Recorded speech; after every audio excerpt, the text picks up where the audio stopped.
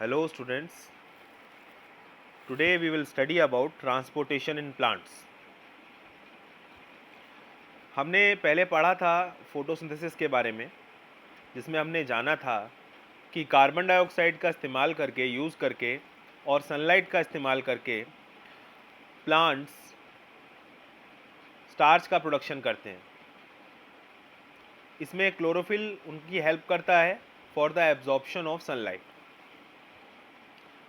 और जो दूसरे रॉ मटेरियल्स हैं जो प्लांट्स को अपनी बॉडी को या अपने सेल्स को बनाने के लिए चाहिए, वो प्लांट्स को सेपरेटली लेने पड़ेंगे. कहाँ से? Through the soil. तो सॉइल जो है वो प्लांट के लिए नियरेस्ट रिसोर्स है. For plants the soil is the nearest and richest source of raw material like nitrogen, phosphorus and other minerals. जैसे कि हम पढ़ते हैं ना NPK.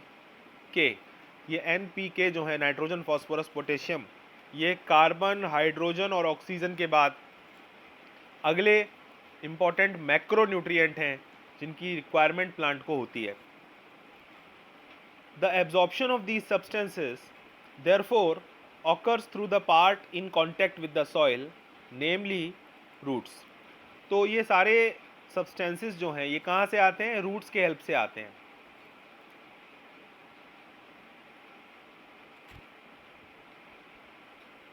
Just wait.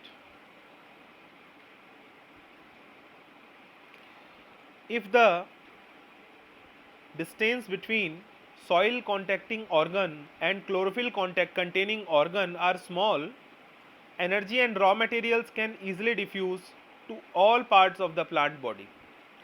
मान लीजिए ऐसा होता कि सॉइल और जो लीव्स हैं, यानी सॉइल को कांटेक्ट करने वाला जो ऑर्गन है प्लांट में, वो क्या है? रूट है.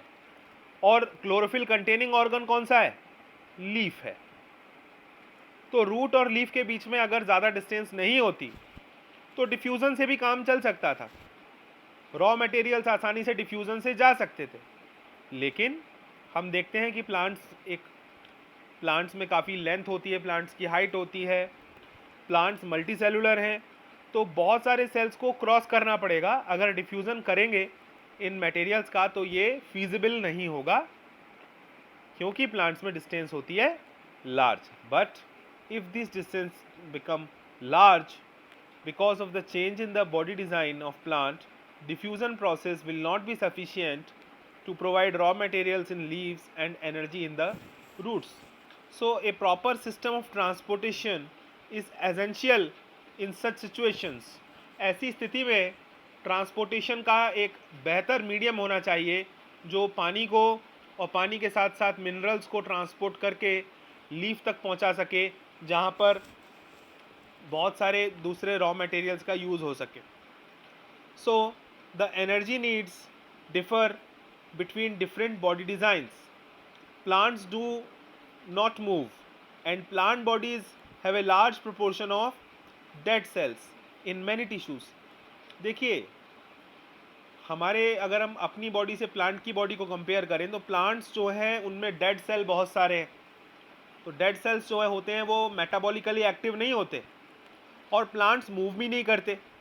एज अ रिज़ल्ट प्लांट्स की जो एनर्जी नीड है वो हमारे से काफ़ी कम है एंड स्लो ट्रांसपोर्ट सिस्टम से उनका काम चल सकता है. देखिए, हमारे पास ट्रांसपोर्ट सिस्टम कौन से हैं?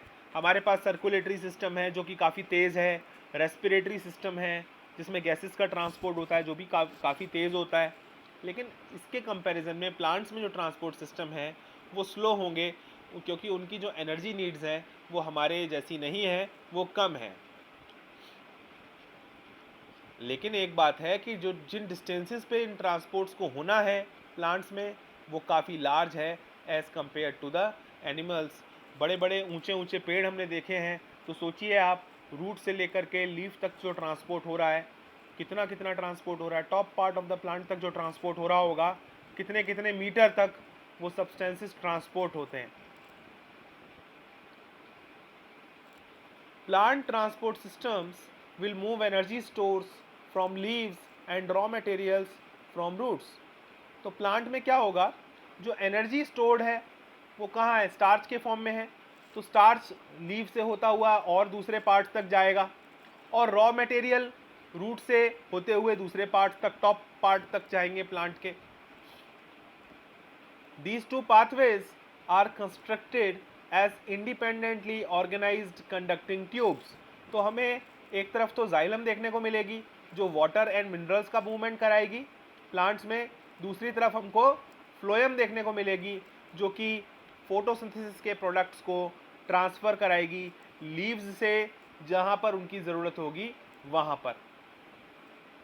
हमने जाइलम और फ्लोएम के स्ट्रक्चर के बारे में क्लास 9 में पहले ही पढ़ा है। आइए अब वाटर के ट्रांसपोर्ट के बारे में डिस्कशन करते हैं। जो जाइलम टिश्यू है वो कैसा है आपको पता है, कॉम्प्लेक्स परमानेंट टिश्यू है, बिकॉज इसके अंदर जो एलिमेंट्स हैं, जो इसके अंदर सेल्स होते हैं वो अलग अलग काइंड्स के होते हैं, जैसे ट्रैकिड्स हैं, वैसिल्स हैं, जाइलम पैरेन्काइमा है, जाइलम फाइबर्स हैं, ठीक है ना। तो ट्रैकिड्स और वैसिल्स जो होते हैं ये मेन सेल्स हैं जिसके अंदर वाटर का ट्रांसपोर्ट होता है। ट्रैकिड्स जो होते हैं इनका जो डायमीटर है वो मोर होता है, ज़्यादा होता है एज़ कम्पेयर टू जो वैसल्स होते हैं इनका डायमीटर मोर होता है एज़ कम्पेयर टू ट्रैकिड्स। तो vessels and tracheids of the roots, stems and leaves are interconnected to form continuous system of water conducting channels reaching all part of the plant। यानी vessels और tracheids जो हैं वो पूरे के पूरे plant की बॉडी में फैले हुए हैं और एक कंटिन्यूस वाटर कंडक्टिंग चैनल बनाने का काम करते हैं। All the roots cells in contact with the soil actively take up ions. तो यहाँ पर ये पॉइंट आपके लिए समझना ज़रूरी है कि suppose this is a root,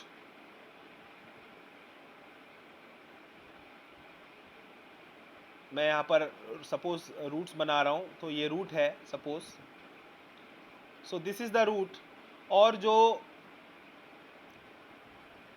ion का मूवमेंट होगा, सपोज सोडियम है,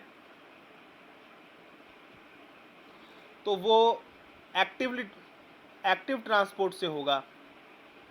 एक्टिव ट्रांसपोर्ट का मतलब है एनर्जी खर्च करके आयंस को प्लांट के रूट हेयर्स के अंदर पहुंचाया जाएगा। When the ions are accumulated in the cell of the roots, अब जैसे जैसे ये आयंस का कंसंट्रेशन रूट सेल में बढ़ता जाएगा वैसे वैसे हम देखेंगे कि वाटर का मूवमेंट भी होना शुरू हो जाएगा। मतलब इसको ऐसे हम एक सेल ड्रॉ करके दिखाते हैं, उसमें करेंगे। Suppose this is the root hair cell, बाहर कुछ आयंस प्रेजेंट हैं, मिनरल्स के आयंस प्रेजेंट हैं और पानी भी प्रेजेंट है, वाटर इज ऑल्सो प्रेजेंट। तो what will happen, we will see the active transport of these minerals in the root cell. तो जो रूट सेल है उसमें एक्टिव ट्रांसपोर्ट होगा, यानी एनर्जी लगेगी। और जैसे ही इन आयंस का कंसंट्रेशन बढ़ता चला जाएगा रूट हेयर सेल में, हम देखेंगे अब यहाँ कैसा एनवायरनमेंट क्रिएट हो गया रूट हेयर सेल में, हाइपरटोनिक कंडीशन क्रिएट हो गई है। कैसी कंडीशन हो गई है, हाइपरटोनिक, बिकॉज बाहर वाटर का कंसंट्रेशन हाई है और अब अंदर सेल के अंदर वाटर का concentration as compare to the outside low है। तो बाहर वाटर का कंसंट्रेशन हाई हो गया और अंदर लो हो गया। तो अब क्या होगा, we will see the movement of water from outside to inside. पानी भी अंदर आने लगेगा और आपको दिखेगा कि इसके अंदर भी वाटर फिल होने लगेगा। तो रूट हेयर सेल में वाटर आ जाएगा, और वाटर आने के पीछे रीज़न था, सबसे पहले एक्टिव ट्रांसपोर्ट हुआ हमारे मिनरल्स का रूट में, फिर पानी पीछे आता है फॉलो करते हुए, और अब रूट सेल कैसा हो जाएगा, टर्जिड हो जाएगा, पानी इसके अंदर भर चुका है। तो अब सोचिए आप कि एक रूट सेल है, उसके कांटेक्ट में दूसरा रूट सेल है। तो suppose this is the first root cell and this is the second, this is the third and that is the fourth. तो अगर पहला रूट सेल जो है वो टर्जिड हो जाएगा, उसका साइज़, उसके अंदर जो वाटर कंटेंट है वो बढ़ेगा, वो स्वेल होना स्टार्ट करेगा, तो क्या होगा, ये प्रेशर क्रिएट करेगा सेकेंड रूट सेल पर कि अब आप पानी को ले लीजिए, और because of pressure difference the water will move from first cell to the second cell, then the second cell will become turgid and the water will move to the third cell, then it will become turgid. तो क्या आपको लग रहा है कि कोई push create हो गया है? क्या धक्का लगाया जा रहा है पिछले सेल से अगले सेल पर? इस पुश को हम बोलते हैं रूट प्रेशर। Root pressure. तो अब रूट प्रेशर क्रिएट हो गया है। This creates a difference in the concentration of ions between the root and the soil. So next page check करते हैं। Water moves into the root, water will move into the root from the soil to eliminate the difference। तो मैंने थोड़ी देर पहले आपसे बात की थी कि जैसे जैसे आयंस रूट हेयर के सेल में आएंगे वैसे वैसे पानी भी पीछे से आना स्टार्ट हो जाएगा रूट हेयर सेल में, और रूट हेयर सेल के अंदर जो वाटर का कंसंट्रेशन है वो राइज करने लगेगा, सेल टर्जिड हो जाएगा। This means there is steady movement of water into the root xylem, creating a column of water that is steadily pushed upwards। तो हम देखेंगे नीचे से ऊपर की तरफ पानी पुश होगा, पॉजिटिव प्रेशर क्रिएट होगा। However, this pressure is unlikely to carry water over greater heights। लेकिन ये जो प्रेशर है जिसको हम रूट प्रेशर कहते हैं ये काफ़ी कम होता है, और देखा गया है कि 5 से 6 मीटर से ज़्यादा ये पानी को ऊपर की तरफ पुश नहीं कर पाता। तो इसकी जो स्ट्रेंथ है वो इतनी नहीं होती।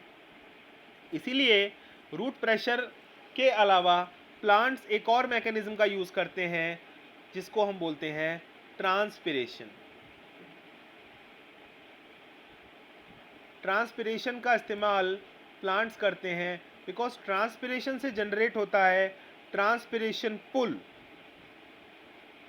और ये ट्रांसपिरेशन पुल ही है, देखिए यहाँ लिखा हुआ है, यहाँ पर ये ट्रांसपिरेशन पुल, और ये ट्रांसपिरेशन पुल ही है जो वाटर को ऊंचाइयों तक ले जाने का काम करता है। Provided that the plant has adequate supply of water, water which is lost through the stomata is replaced by the water from xylem। तो होगा क्या, देखिए आप देख रहे हो लगातार जो पानी ऊपर की तरफ पहुंचा है प्लांट्स में वो लीफ के थ्रू यानी एरियल पार्ट्स के थ्रू धीरे धीरे इवेपोरेट हो रहा है, ट्रांसपायर हो रहा है। So, in fact, evaporation of water molecules from the cells of leaf surface creates a suction which pulls water from xylem cells of the roots। लगातार evaporate होता हुआ पानी पीछे वाले सेल्स से डिमांड क्रिएट करता है, सक्शन क्रिएट करता है कि पानी की ज़रूरत है, तो ऊपर वाला सेल नीचे वाले सेल से पानी मांगता है और फिर ऐसा प्रोसेस चलना शुरू हो जाता है। हम देखते हैं लगातार वाटर का ट्रांसपोर्ट होता है, अपर पार्ट से अगर वो ट्रांसपायर हो रहा है वाटर तो लोअर सेल उसको प्रोवाइड करते हैं वाटर को, ऐसा एक सक्शन क्रिएट हो जाता है जिसको हम बोलते हैं ट्रांसपिरेशन पुल। तो अब आप जानते ही हैं ट्रांसपिरेशन की डेफिनेशन कि the loss of water in the form of vapour from the aerial parts of plant is known as transpiration.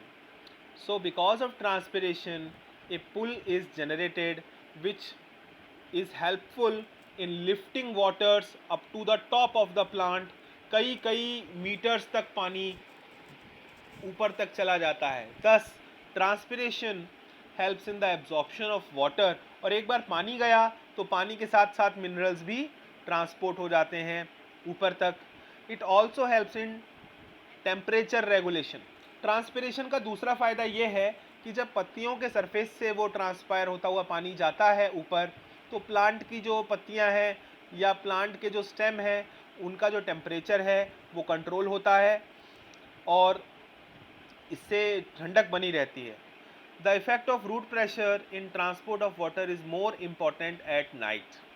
तो रूट प्रेशर का रोल आपको देखना हो तो रात में आप देख सकते हैं, क्योंकि रात में ट्रांसपिरेशन बहुत कम होता है। तब प्लांट में वाटर की सप्लाई कौन करा रहा होगा? Root pressure. हमें सबको ध्यान रखना होगा कि प्लांट में वाटर की सप्लाई दो तरीकों से होती है। पहला होता है रूट प्रेशर और दूसरा होता है transpiration, which creates a pull which is called as transpiration pull। तो ये दो तरीके होते हैं। रूट प्रेशर जो है वो वीक है, ट्रांसपिरेशन पुल स्ट्रॉन्ग है। रूट प्रेशर जो है नाइट में ज़्यादा इफेक्टिव है, बिकॉज नाइट में ट्रांसपिरेशन पुल कम होता है। तो केवल प्लांट के अंदर जो सप्लाई हो रही होती है वाटर की, वो रूट प्रेशर के हेल्प से उस समय हो रही होती है। During the day when the stomata are open, transpiration pull becomes major driving force in movement of water in the xylem। और दिन के समय ना ये ट्रांसपिरेशन पुल है, ये मेजर ड्राइविंग फोर्स की तरह है। यही दिखाई देता है कि ये सबसे ज़्यादा पानी यही ले जा रहा है। उस समय रूट प्रेशर का रोल इतना नहीं है, लेकिन रात के समय बहुत होता है। अगर आपको एक एग्जांपल देता हूँ, अगर आप सुबह के समय प्लांट्स की पत्तियों को देखें तो आपको पत्तियों के ऊपर जो लीव्स होती हैं इस पर आपको ओस की बूंदें जमा आपको नज़र आती हैं।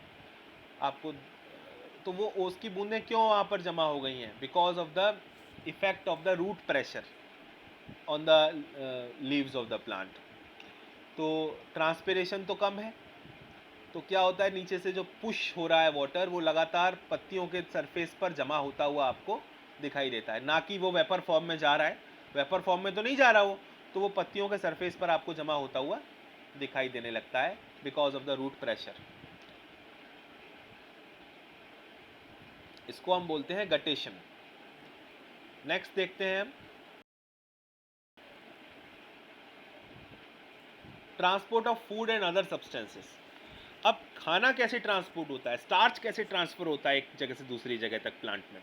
तो हमें पता है फ्लोएम इसमें इंपॉर्टेंट रोल प्ले करते हैं। अभी तो हम जाइलम के बारे में पढ़ रहे थे, फ्लोएम के बारे में पढ़ लेते हैं। So far we have discussed the transport of water and minerals in plants. Now let us consider how the products of metabolic processes, particularly photosynthesis, are moved from the leaves where they are formed to other parts of the plant where they are required. Their the transport of soluble products of photosynthesis is known as translocation। तो यहाँ पर एक important point आता है translocation. Translocation का मतलब क्या है? फोटोसिंथेसिस के जो प्रोडक्ट्स हैं उनका transport. It occurs in the part of vascular tissue which is called as phloem. तो हम प्लांट में अगर कहें कि वेस्कुलर बंडल क्या होते हैं, तो वेस्कुलर बंडल हैं जाइलम एंड फ्लोएम दोनों। तो वेस्कुलर टिश्यू कौन सा है? फ्लोएम, जो किस में हेल्प करता है? ट्रांसलोकेशन में। Besides the products of photosynthesis, the phloem transports amino acids and other substances। तो अमीनो एसिड्स को या कोई और दूसरे सब्सटेंसेस को ट्रांसपोर्ट करने का काम भी फोटोसिंथेसिस का ही है, स्टार्च के अलावा। These substances are especially delivered to the storage organs such as roots, fruits and seeds and the growing organs। अब ये बताओ कि स्टार्च की रिक्वायरमेंट कहाँ पर है? देखिए, जहाँ पर खाने का स्टोरेज हो रहा होगा वहाँ वो जाएगा, कि प्लांट के वो काम आएगा। जब प्लांट को ज़रूरत होगी तो पहले स्टोर कर लो उसको। उसके बाद दूसरी जगह है जहाँ पर ग्रोथ हो रही है, वहाँ पर उसकी ज़रूरत है, बिकॉज वहाँ पर रेस्पिरेशन तेज़ हो रहा होगा, तो वहाँ पर फूड की ज़रूरत होगी। तो इसीलिए ये फ्लोएम के थ्रू इन जगहों पर जाएगा। तो ये ट्रांसपोर्ट की साइट है, यहाँ पर उसको ट्रांसपोर्ट होना है। The transportation of food or translocation of food and other substances take place in the sieve tubes। तो ये नाम हमने पढ़ा था पिछले साल कि sieve tube जो हैं ये हॉलो ट्यूब्स हैं जो फ्लोएम को बनाती हैं, और इनमें ही ये फूड ट्रांसपोर्ट होता है। और सीव ट्यूब की हेल्प कौन करता है? कंपेनियन सेल्स करते हैं, जो सीव ट्यूब्स के साइड में प्रेजेंट होते हैं। अगर हम देखें पुराना जो डायग्राम याद करें पिछले साल का, तो सीव ट्यूब्स अगर सेंटर में थी तो कंपेनियन सेल्स उनके साइड में प्रेजेंट थे, जो न्यूक्लियस कंटेनिंग सेल्स थे। तो फूड का ट्रांसपोर्ट किस में हो रहा है? सीव ट्यूब में। कंपेनियन सेल जो हैं वो सीव ट्यूब को मेंटेन करने के लिए रिस्पॉन्सिबल थे, तो बिकॉज सीव ट्यूब में न्यूक्लियस नहीं होता। ठीक है ना, ये ध्यान रखिएगा। अब एक बात ध्यान रखना कि जाइलम में जो फूड का ट्रांसपोर्ट, जाइलम में जो वाटर का ट्रांसपोर्ट होता है वो यूनिडायरेक्शनल होता है, यानी from bottom to top. Xylem में नीचे से ऊपर की तरफ जाता है वाटर, लेकिन फ्लोएम में जो वाटर जो फूड का ट्रांसपोर्ट होता है वो बाई डायरेक्शनल होता है।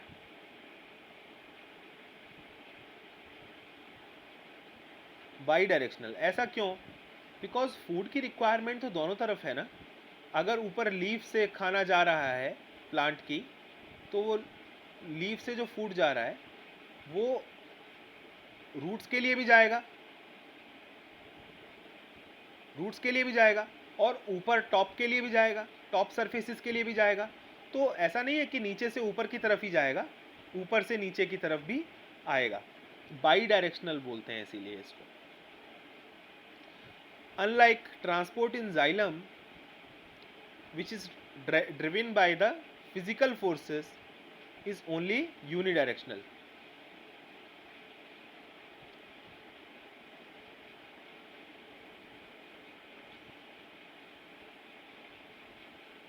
अब आपको देखिए, पिछली पार्ट में हमने डिस्कस किया था कि पानी का ट्रांसपोर्ट कैसे होता है। तो पानी का ट्रांसपोर्ट होता है रूट प्रेशर से और ट्रांसपिरेशन पुल से। ठीक है ना, दो चीज़ें थी। फ्लोएम में जो फूड का ट्रांसपोर्ट है वो एनर्जी से चलने वाला प्रोसेस है, एनर्जी खर्च होती है उसमें, इसमें एटीपी खर्च होता है। तो material like sucrose is transferred from phloem tissue using energy from the ATP. बिना एटीपी के ये ट्रांसपोर्ट नहीं होगा। This increases the osmotic pressure of the tissue causing water to move into it, and this pressure moves the material in the phloem tissue which have less pressure. This allows the phloem to move material according to the plant needs. For example, in the spring, sugar is stored in the root or stem tissue, and then it would be transported to the buds which need energy to grow. अब इसका ज़रा एक बार हम detail में देखते हैं, इसे हम किस तरीके से समझ सकते हैं। यहाँ पर मैं आपके साथ डिस्कशन करता हूँ। देखिए, सपोज ये यहाँ पर लीफ है, प्लांट लीफ है, और लीफ के अंदर सुक्रोस है। ठीक है, और ये अपना पूरा प्लांट है।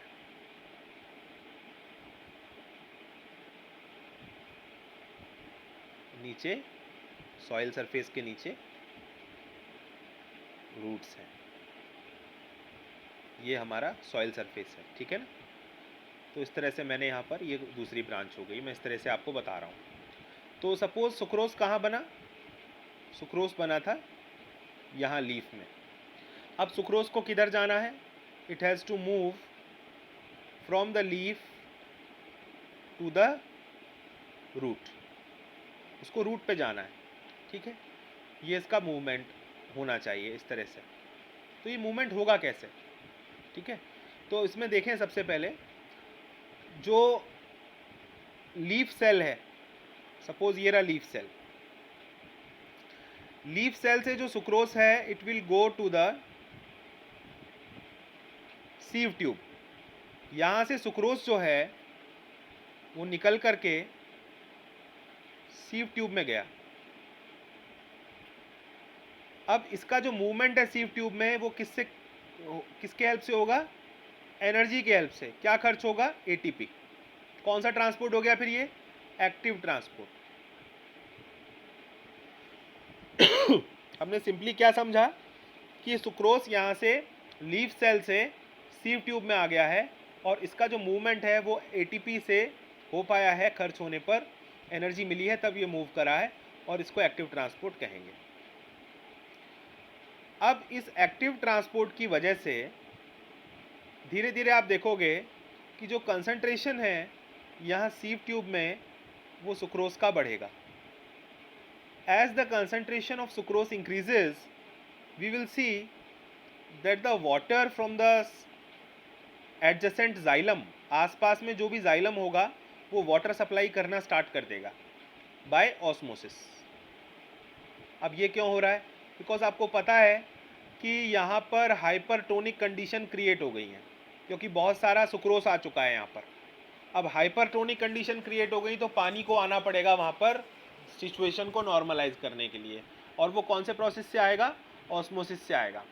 सो water will come here by osmosis and we will see that lots and lots of water is now present here.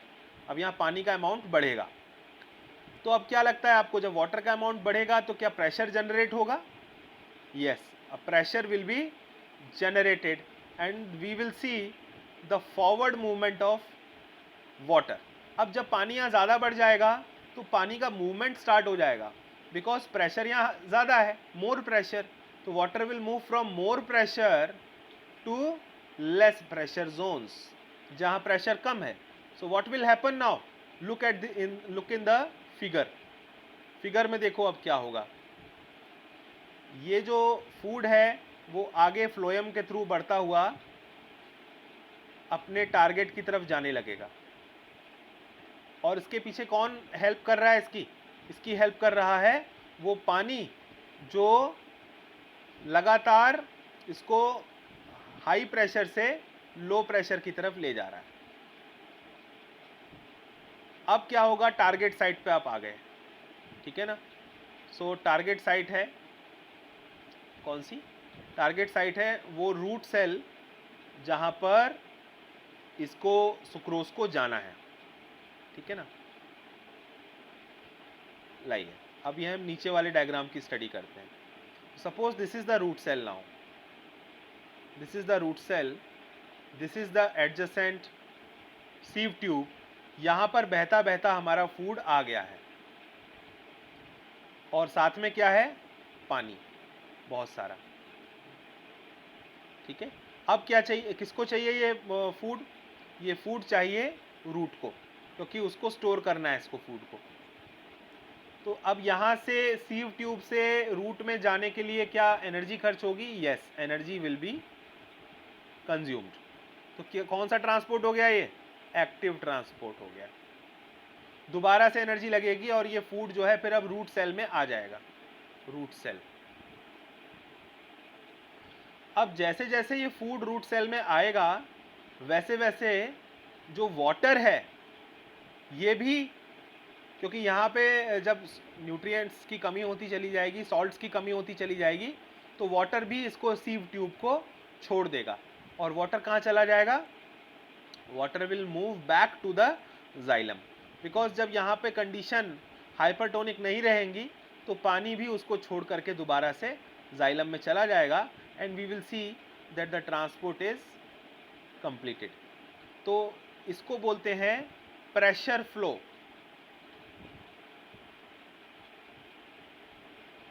Of solutes within the plants के अंदर प्रेशर फ्लो होता है, हाई प्रेशर से low pressure की तरफ food जो है वो मूव करता है और इस प्रकार से एक्टिव ट्रांसपोर्ट जो है वो एक बड़ा इंपॉर्टेंट रोल प्ले करता है फूड के लिए, फूड की सप्लाई के लिए। तो that's it for today students, thank you for listening and I hope you are doing well. Thank you.